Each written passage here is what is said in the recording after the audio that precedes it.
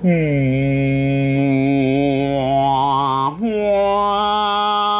ding, ding, ding, ding, ding, ding, ding, ding.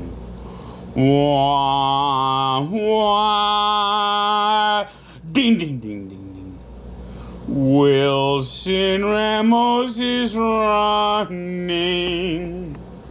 He's trying to get to first.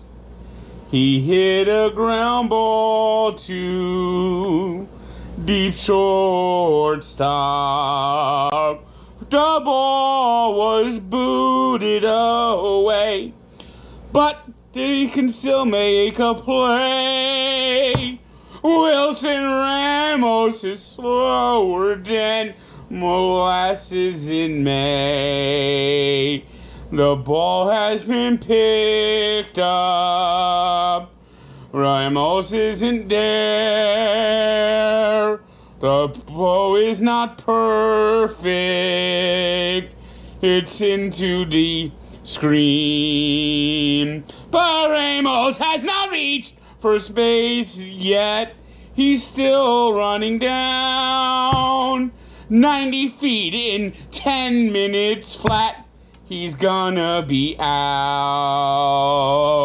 Here comes the throw from right field. It's right on the money.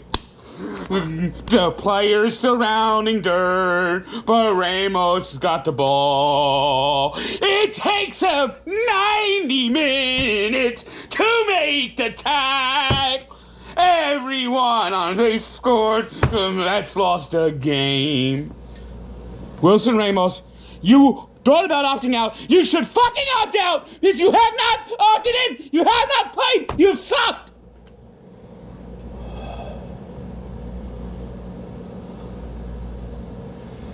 My fucking God. My fucking God. My fucking God. You just had to do this, and the game goes to the 10th inning. Just this, and say you went.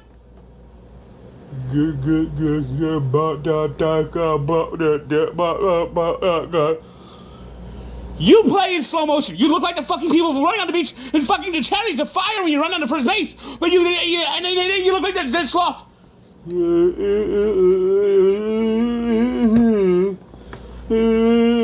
What the fuck was that?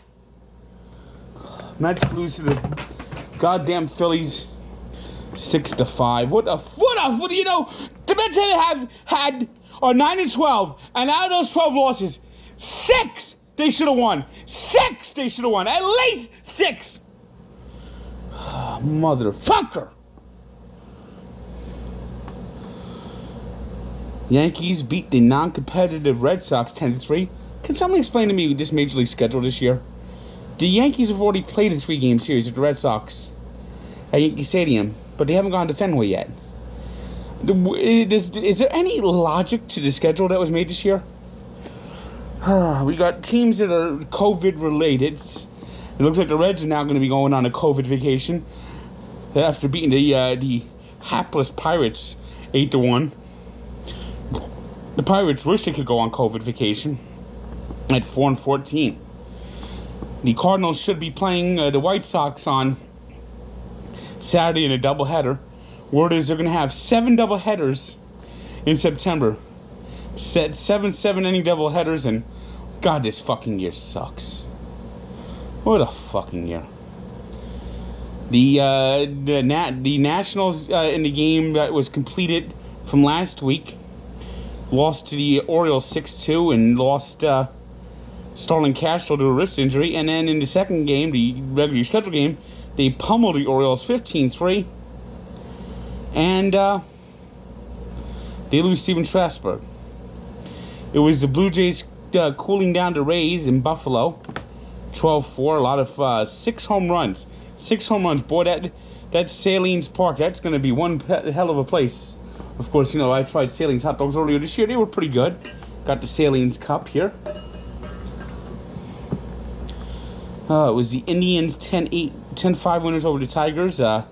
Mike Clevenger and Zach Plesac have been told, you get the fuck out of here. We'll see if they get welcomed back at any time. Marlins pummeled the Braves 8-2. I mean, the Marlins in first place. Oh, this year's so fucked up.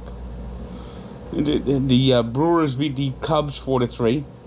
It was the Rangers 3-2 winners over the Rockies.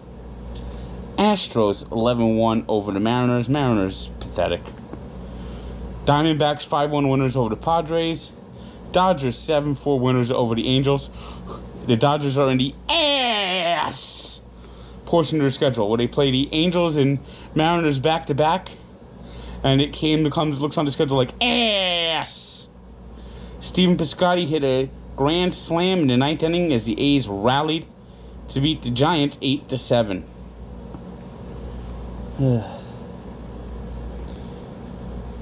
Moving on to hockey, it was Canada Day, as all three Canadian teams were in action, and all three Canadian teams won. It was the Canadiens, with their coach Claude Julien having a heart procedure and going home. They're coached by assistant coach Kirk Muller, and they came out with one hell of an inspired effort, shutting out the Flyers 5-0. Domination from start to finish. The Canucks, they're up 2-0 on the defending champion Blues. Bo Horvat just causing all sorts of problems. Shorthanded goals, overtime breakaway game winners. And the Flames scorched the Stars today 2-0. Cam Talbot, 35 saves, shutout. Awesome performance in that game. Elsewhere, it was the Avalanche burying the Coyotes 3-2. They're up 2-0 in that series. And the Islanders are up 2-0 against the heavily favored Washington Capitals. Barry Trotz is torturing his old team. Alex Ovechkin scored 2 goals today, and it meant nothing as the Islanders have just dominated that series so far and up 2-0. NBA, it was the final games of the 8-game restart. It was the Raptors 117-109 winners over the Nuggets. The Pacers 109-92 over the Heat. Clippers 107-103 over the Thunder. And the 76ers just took apart the Rockets 134-96. We have play-in round for the 8th seed over the next 2 days. If all the Trailblazers have to do is win one of the 2 games between the Grizzlies, and they're in. Grizzlies need to win both. So if the Grizzlies win Saturday, there will be a game Sunday. And that will determine the final seed as we go into the playoffs beginning on Monday. Meanwhile, Wilson Ramos just hit a ground ball, and check back in 10 minutes. He might make it to first base. You know, I've never been a fan of Tomas Nido, though I was thoroughly impressed Thursday. At this point, Tomas Nido is a better player. I want the Mets to get JT Realmuto. JT Realmuto hit the biggest shot of today. 3-0 homer. He has 8 home runs for the Phillies. Whoever owns the fucking Mets better get the fucking Brinks truck, back it up to JT Realmuto's house.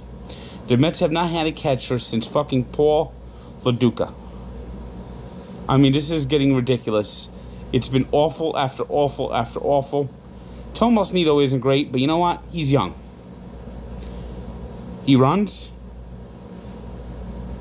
He's decently defensively, and he showed more power in one game than fucking Wilson Ramos has all season. I don't know what the fuck is wrong with Wilson Ramos. He's lost right now. From my understanding, he contemplated opting out. Didn't show up until like the last day of fucking summer camp. You know what? He hasn't opted in. It's time for Wilson Ramos to fucking go. Today was fucking disgraceful. Disgraceful! Unfucking believable.